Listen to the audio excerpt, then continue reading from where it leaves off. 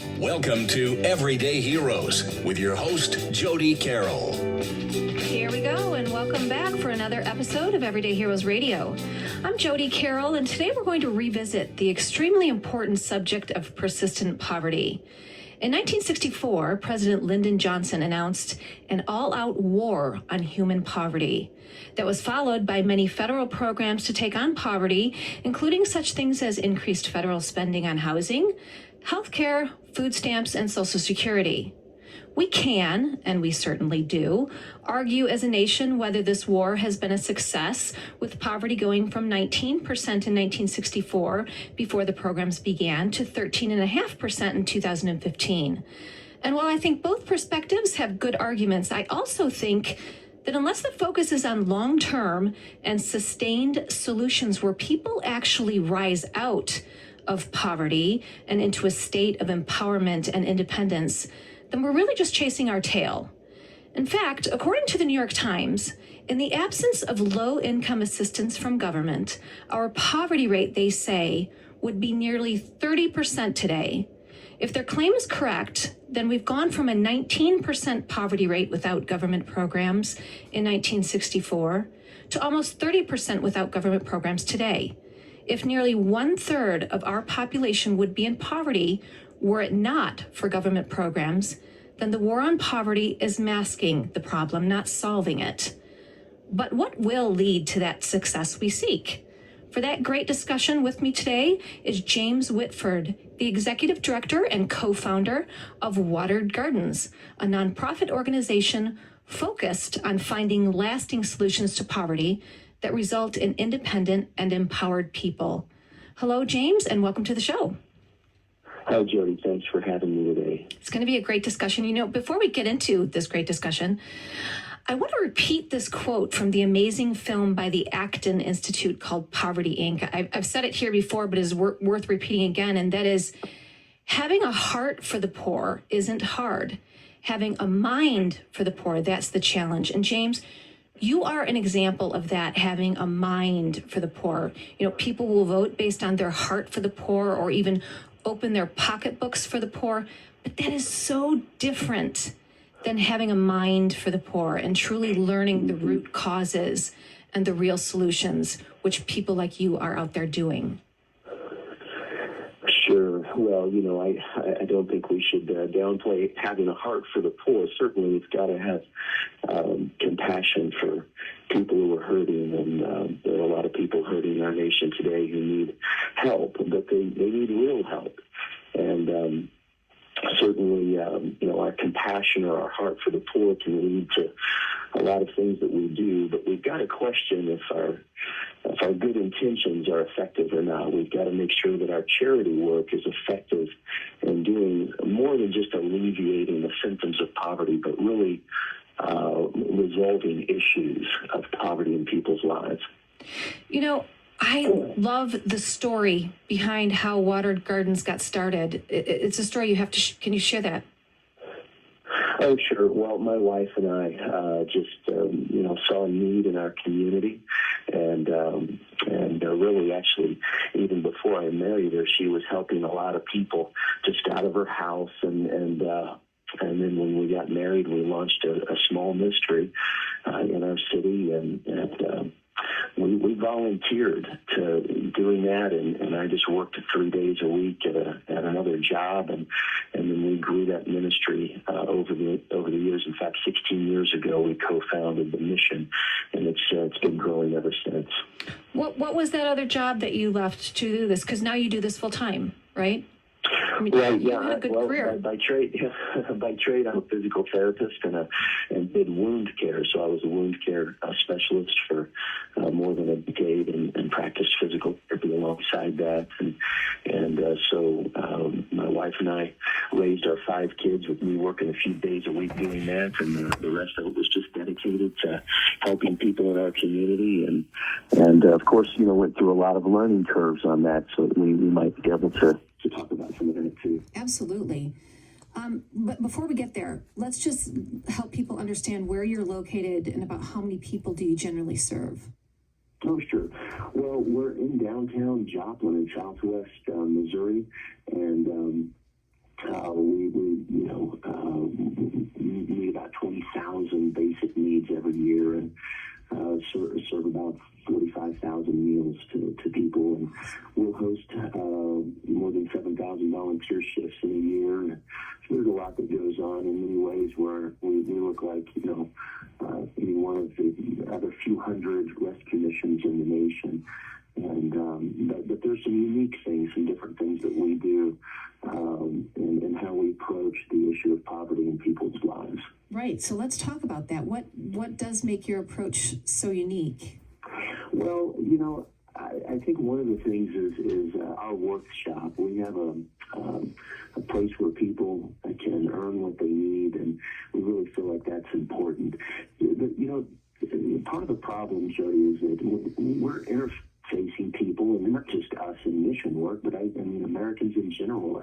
They're passing by people with a cardboard sign that says "We'll work for food." Well, the person has a need of some sort, and they're obviously broken and hurting. And we interface with people at our mission. Church leaders are interfacing with people coming and knocking on the church door in need of help. And how do you make sure that you're effective? And so the compassion that you have for a person will tend to make you just want to give again and again and again to an individual. But what happens is you end up hurting instead of helping people. But you want to meet the need, and so I think of like a guy named Randy who showed up at our front door it was a snowy day. He had no shoes on. Brought him in the mission, dried his feet and want to put socks and shoes on him. And he showed up again in sandals on a freezing day. And you want to give him some socks and shoes. But if you keep doing that, eventually people become dependent on you in an unhealthy way. So we launched what we call a worth shop. We believe that work awakens worth in people.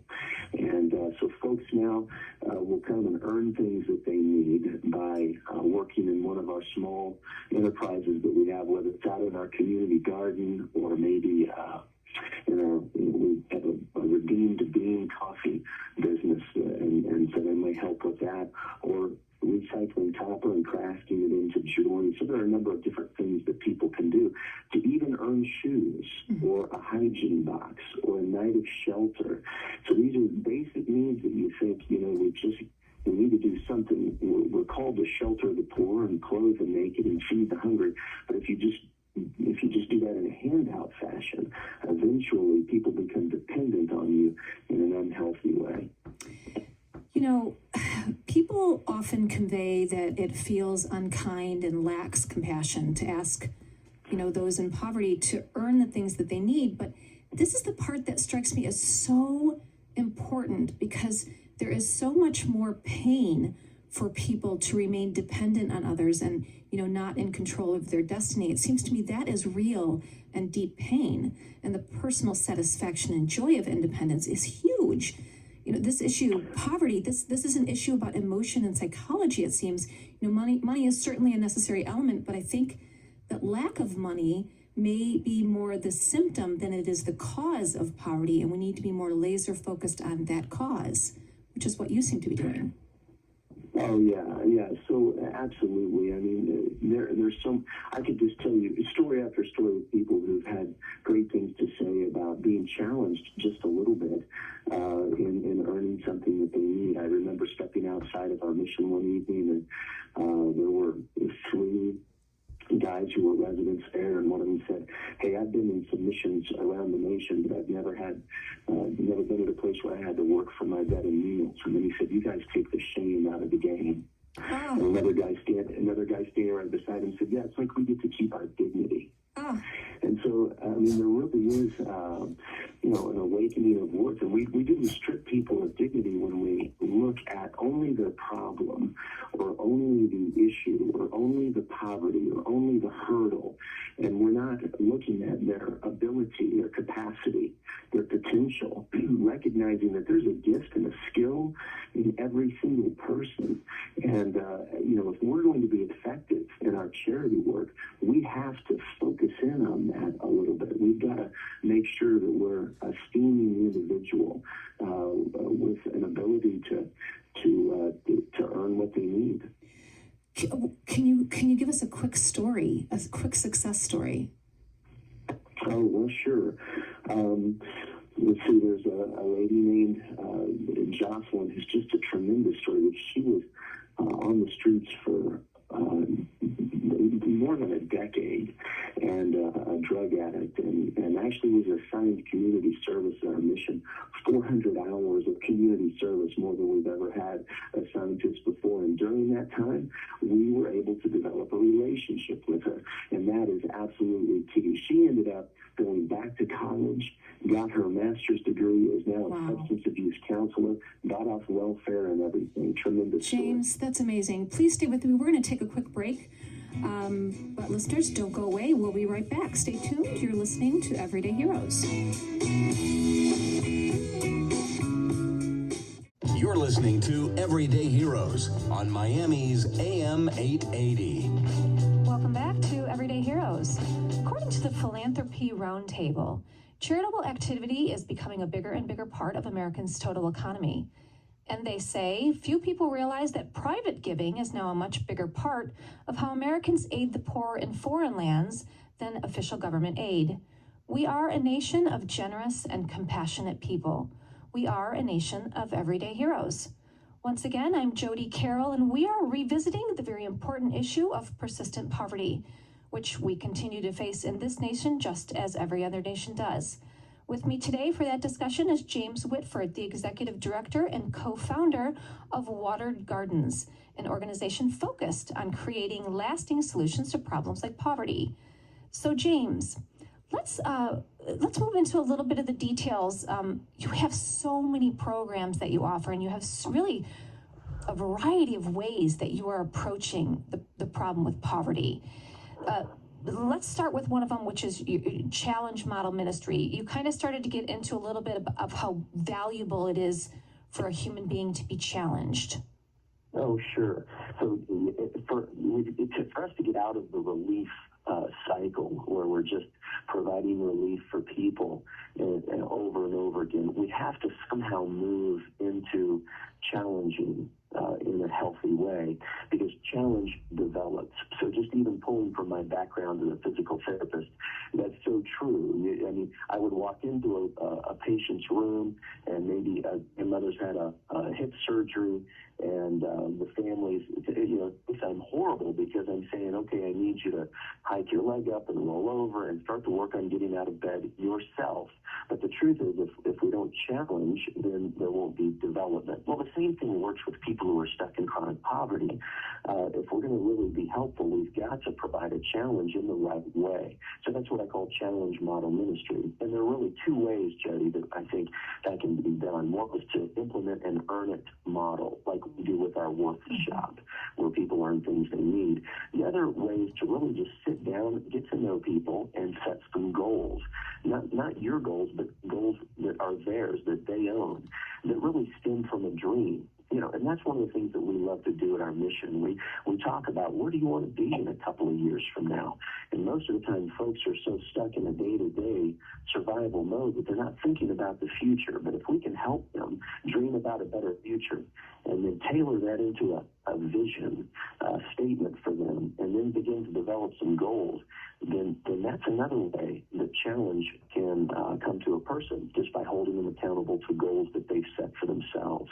But we've got to be doing Challenge Model Ministry. The handout model just isn't going to work. Do you have a success story based on that concept of, somebody said to you, I was challenged, and you challenged me, and here's what I became? Oh, well, yeah, I mean, a lot of those. I think of a guy named John who was on the streets for 15 years. Wow. And I remember, and we would develop a relationship with him, and then he started earning things that he needed. I remember seeing a picture of him with his apron on, helping in the kitchen with some things, and eventually he got off government assistance and has been working now for 3 years at the same job. And this was a guy who had absolutely no work history at all. But in just beginning to awaken worth in people through challenge, some things on my own. And that was, John came to that realization. And in fact, he even said at one point, he said, I never thought about it, but someone else was paying for my food stamps. He never even thought about that. So he just went down and turned in his food stamp card and admitted that he was normally selling them to use for drugs half the time anyway. So, but a neat story to see a guy like John come out of that history, being raised in poverty and then being self-reliant today.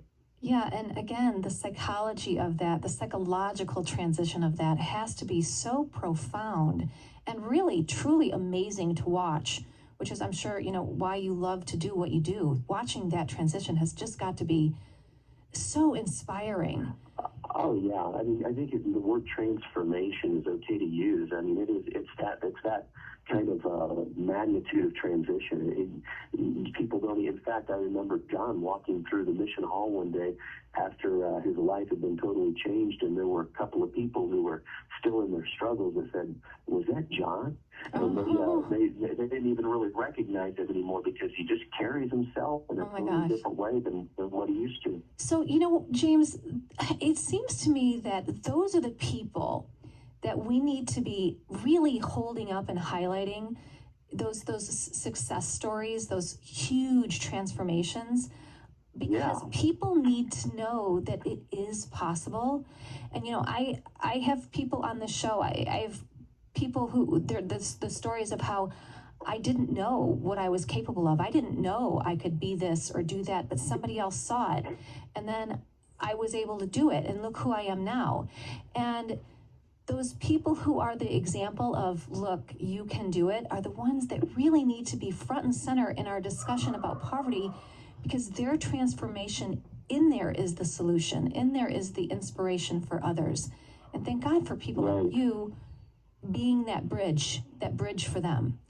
I wanted to talk about something. Go ahead. I was just going to say, I mean, really, they are the other heroes. And it's just fantastic to see that happen in people's lives. So, but there's another side of this story, because you lost about 2,500 people to what you call low-hanging fruit when you transitioned to an earn it model. Right, that's true. So we a handful of years back, and just understanding that those steps to dependency, which maybe your listeners have heard before, where you go from appreciation to anticipation to expectation and then entitlement and dependency, those are the steps that happen. And when we realized that, we thought we've got to shift our model to where people are earning things they need. We certainly saw a decrease in the number of people that were coming through the doors of our mission. But why? It's not that their need went away. It's that they found some other way to get what they needed without being challenged for it. And human nature is like that. We're always looking for the easiest way out. And unfortunately, welfare is an easy way out. And it hasn't been helpful in our endeavor to see people really elevated out of poverty. There really is a crowd out effect that happens when the government gets involved in trying to help people. But the truth is government is never going to know John or Jocelyn that we spoke about earlier, because the government isn't designed to build relationship with people. And so we certainly have seen the detriment of government involvement. Well, I think any attempt to help poverty is certainly a compassionate move. But one of the things I find, and we've talked about it earlier, the emotional elements that are involved in the giving and receiving process are so valuable to actually being uplifting and inspiring. And one of the unfortunate parts, I think, when we have the government doing it, is those emotional elements, the sheer gratitude that you have that you can give to someone, and you're seeing them, and like you watch, you see it happening, the moment of giving, and the similar emotional elements of somebody reaching out to you and giving. That is so profound and important in the process of assisting anyone in poverty or anything like that, which I think sadly that part is removed when the government does it, because it's just a transfer. The emotional elements go away. Yeah, Yeah. It's so sad, isn't it, Jody, to see, a third party, a removed party, become involved in a neighborhood or a community where neighbors should be caring for neighbors. It actually drives a wedge even deeper between the haves and the have-nots. It doesn't actually bridge a gap, as some would intend. And so, unfortunately, we find ourselves in less solidarity with our neighbors in need as a result of government's attempts to solve problems. Yeah, neighbors giving to neighbors and families giving to families. That's what we're there for. That's why we're all here, to be together for those kinds of things. James, we're going to take a quick break here, but please stay with me. For listeners, their website is wateredgardens.org. If you can't write that down, don't worry, because it will be linked to our podcast when this episode makes it there. But please stay tuned, because we will be right back. You are listening to Everyday Heroes.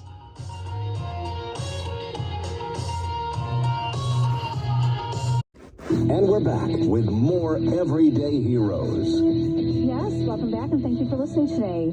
Everyday Heroes is presented by Think Freely Media, a nonprofit organization committed to promoting the values of human achievement, freedom, and empowerment. You can help us continue our mission by visiting us at thinkfreelymedia.org and making a kind donation of any size. Once again, that's thinkfreelymedia.org. I'm Jody Carroll, and today we're speaking with James Whitford, the executive director and co-founder of Watered Gardens. And he's telling us about their initiatives to create lasting solutions to poverty without the need for policies and politicians. So James, let's get into more about some of the programs you do. You have a work readiness program. Let's talk about that. Sure. Well, earlier we were talking about our workshop, awakening worth through work, people earning their basic needs rather than receiving a handout. But that's not exactly job readiness. It certainly can awaken worth and inspire people. It gives us a chance to rub shoulders with people and develop relationships. But we've got to move beyond that to really get into some work readiness if we're going to help people get back to work. And so we have a part of our ministry called Forge, Center for Virtue and Work.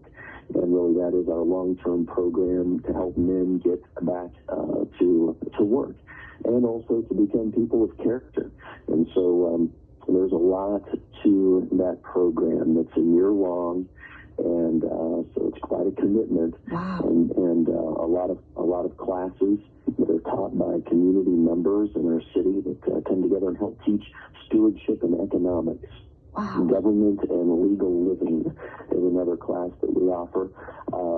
Community engagement, healthy living. How do you take care of yourself and your body for the future and your mind as well? And then we also have 7 steps to Christian maturity. So those are the classes that they go through in the first phase of that program, and then shift more into a work readiness. We've got a month-long work-ready clinic where aptitude testing and core motive assessment happen. We do computer literacy certification and training. We go through work keys testing, which is kind of an ACT version of work readiness instead of college readiness. We do GED work, and we have a whole class of just a week-long class of getting ready for interviews and how to write, prepare your resume and go through mock interviews and things like that, and understanding your value as a labor in a market.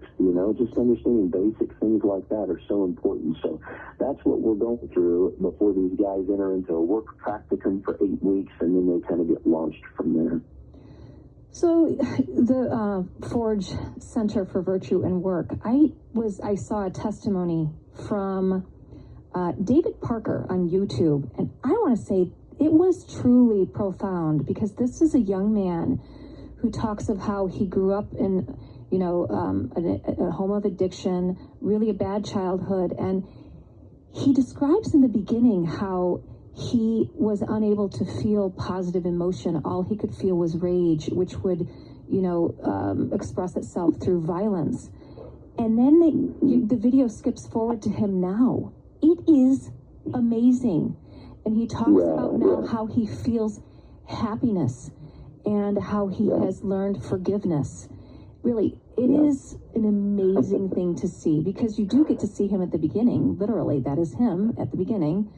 and you get to see that actual transformation. Yeah. I mean, one of the interesting things about him, and the reason I really started videotaping him originally, was because he kept talking about in a third, like a third party, talking about government and different people that were involved with, that were going to support him, give him housing, and qualify him as disabled. And he talked about this third party almost as in a very unhealthy, paternalistic way. Mm-hmm. And I thought, I just gotta record some of that. But it was just fantastic when I presented the opportunity of Forge to a group of people, and they came up and he had a light in his eyes, and he said, I want that. I don't want to be dependent on government. I don't want to be disabled. I don't think I am disabled. And from there, he began in the program, and just fantastic to see that change in him. Well, not just dependent on government, because you know what, if you're dependent on anyone, then you're not empowered, and that is just prison for me. But you had mentioned before, it's not just government that can create that dependence mindset. Sometimes charities inadvertently do it as well. And of course, government does it inadvertently. It's not, they're meaning to do it, but the dependence itself is sometimes even done in charities. And that's one of the things you guys are really focused on, trying to assure that doesn't happen. Oh, yeah, absolutely. I mean, I'm thinking of a line from Marvin Olasky's book, The Tragedy of American Compassion. It says, dependency is merely slavery with a smiling mask. And that bondage is so real. It's merely slavery with a mask. Yeah, with a smiling mask. Yeah. Oh, my goodness. Dependence is merely slavery with a smiling mask. And so, and I'll just share a quick story. I had a group of... You know what, James, can we share the story for when we come back? We got to take a quick break. Again, for our listeners, donate to their great work at Watered Gardens by visiting wateredgardens.org. But don't stay gone long. We'll be right back. Stay tuned. You're listening to Everyday Heroes.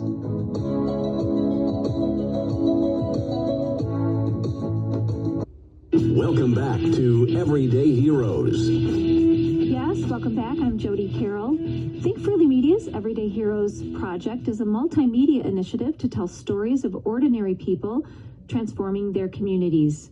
For more episodes and articles, please check out everydayheroesproject.com. To make a kind donation of any size toward these efforts, please visit us at thinkfreelymedia.org. Again, that is thinkfreelymedia.org.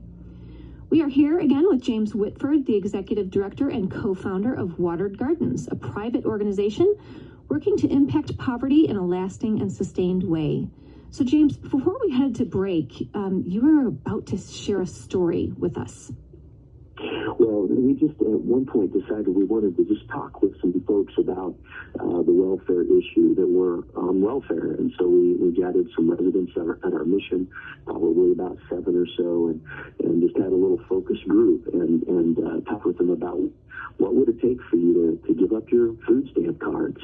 You're being fed at the mission. You're not going to go hungry. And as we began that conversation, of course, there was great hesitancy in those people. And then we started to offer incentive. What if we ended up giving you some cash at the end of 6 months that would equal what the food stamp amount is? And they all said no. And we were kind of surprised and asked them, why is that? And they all had the same response, which was, we're afraid if we give them up, we'll never be able to get back on them again. And it's just, I'll never forget that, because it highlighted the real bondage that welfare can be in people's lives. Did they ultimately give them up or no? Well, some do. And it's interesting, because the ones who do, it's usually when we go through a little conversation about the connection between liberty and property. And people don't often make that connection, that someone out there is working and spending the time of their life, really spending their liberty, to earn what they need, and for government to take it and then redistribute it to somebody else in a non-charitable way is really a trespass against some basic principles of liberty. And as I've shared that with some people, they've been, oh gosh, I don't want this anymore. They haven't seen it. They've never thought about that. And I've had people turn in their food stamp cards to me at the mission. Wow. Well, and again, the emotional elements that are involved, even with the receiver, the dependence. I mean, whether it's government or a charity, that feeling of dependence has got to be so debilitating. Yeah, well, we've got to remember, independence really is a virtue, because if you're independent, it means you're not dependent on anyone else. Mm-hmm. And so there's a virtuous aspect to independence, and we need to remember that and encourage people toward it, helping any way we can. Mm-hmm. You had mentioned earlier crowd out effect when it comes to government. Is that just that story as an example, or is there anything else you mean by that?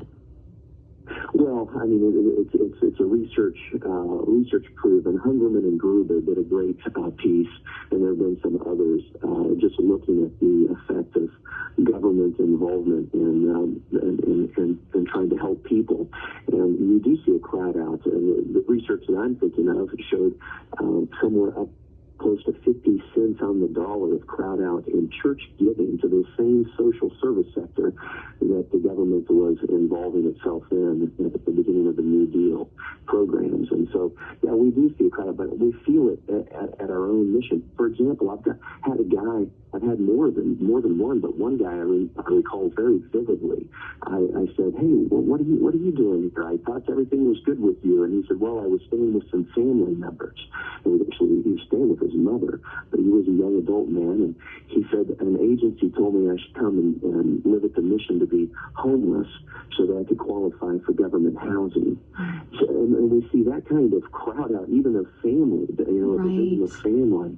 It's a horrible thing to really separating a family basis. Right. Yeah. It is so tragic. Yeah. Okay, let's get into, you're a busy guy. You've got the True Charities Initiative. Let's talk about that. Yeah. Well, early on we realized, if a village is going to be transformed or be helped in a significant way, it's going to take the village. And we knew we needed to connect our not-for-profits in our city. So we launched a tool about 11 years ago that connects our not-for-profits online real time. And so we're able to share case management information of people going from place to place to place. That way, we don't inadvertently march people into dependency through not knowing what is going on in other organizations who are helping the same families. I think every community's got to have some sort of a software piece that helps them to do that. That's a part of our True Charity Initiative. But the other thing that we do is we educate. So we do it through radio and educational lunch and learns and events. But I think the whole community needs to be educated that there is a more effective way to do charity work than simply hand a $5 bill out to someone who's holding a sign. We've got to get involved. It's got to be relational. It's got to be challenge model. Right. That is so inspiring. I want to talk about faith really quick because, people have said, oh, somebody believed in me and now I have faith in myself. And whether it comes from faith in yourself or something spiritual, to me, faith is the anti-poverty drug. Again, whether it's your faith in yourself or faith in something spiritual, but it seems to be really, really uplifting. And we're going to head to break. And when we come back, I want to pick up this discussion on faith because I know it's something that is also really important to you. But before we go, I want to make sure that we get out your website once again for listeners. If you want to go and make a generous donation to their amazing efforts, please go and visit wateredgardens.org. And if you can't write that down, don't worry, because that website will be on our podcast when it makes it there. But please stay tuned, because we'll be right back. You're listening to Everyday Heroes. And we're back with more Everyday Heroes. Welcome back to Everyday Heroes. I'm Jody Carroll. Everyday Heroes is dedicated to championing the amazing individuals in our nation who aren't demanding policies and politicians change our world for the better, but instead they are taking the initiative to step up and organize to create that positive change. Once again, we're having a great discussion about the complex problem of poverty and how private organizations are finding those solutions. James Whitford from Watered Gardens is telling us how his organization is creating those lasting solutions that are truly life-changing for so many people. So James, When we left the last segment, we were talking about faith, because I truly believe that faith, whatever form it comes in for whomever, is the key to changing your life. And I know faith is a huge part of you, and it's a huge part of Watered Gardens. And my question is, what if the people out there who they don't have faith, a spiritual faith or a religious faith, they don't have faith in themselves, but they're not really going to respond to a religious faith? How are they in your program? Do they still come into your program? How does that work? How does faith play a part? Yeah, sure, Jody. We're a gospel rescue mission, and so we exercise our Christian faith and everything that we do in our mission, but certainly don't limit who we help. So we help anybody who comes to our doors and is in need. And really, Christian principles work. And so we're taking things that, the fact that, we believe that God created people with a purpose and created them as producers, those kinds of things. So that comes out of Scripture, but we're actually putting it into practice in our workshop and other things like that. Well, it doesn't matter whether a person's a Christian or not. They can realize that they have value and worth. Mm-hmm. And so, the principles can be applied across the board. But certainly, faith is incredibly important in just realizing that there's a family that you can be a part of. Maybe your family's been broken. Well, that's one of the great things about the church today. The church is a family of believers, and people have an opportunity to have access to that, and then to realize that there's an eternity for you. Can change your perspective about your day-to-day life. And so there are many great things about a Christian faith and ministry. So let's hear another success story, because I know 16 years doing this, you have many, I'm sure. Well, yeah. There's a guy named Ricardo who, he actually testified about being on disability. He said it was really because I was using drugs and I hadn't had a job for 20 years. So he got qualified for disability. But then he said, quote, I realized I'm worth something, and that people would pay me. They would pay me for what I can do. So he voluntarily got off disability, which is very rare, but he did it and went to work. And actually, just recently, we hired him as a case manager at our mission. Just a tremendous story of Ricardo. You had mentioned the importance of dignity and reminding people of their worth. And I would love to see some studies that get into that deeper psychology of people who remain dependent, and what their self-worth is like, and compare it to people like him who've gotten out and now feel their empowerment. All of those parts are such a large part of our sense of well-being and joy in our life, feeling independence. So we have got to end this episode for today, but James, thank you so much for bringing your passion here to this discussion, and certainly thank you for what you do. Thanks for having me, Julie. For our listeners, I hope you enjoyed listening to today's episode of Everyday Heroes, presented by Think Freely Media. You can listen to any of the recorded episodes on your computer or smart device by visiting www.everydayheroesproject.com. Please join me here again next week. Everyday Heroes are what make America, America. Thanks for listening to Everyday Heroes. For more episodes and articles, check out everydayheroesproject.com.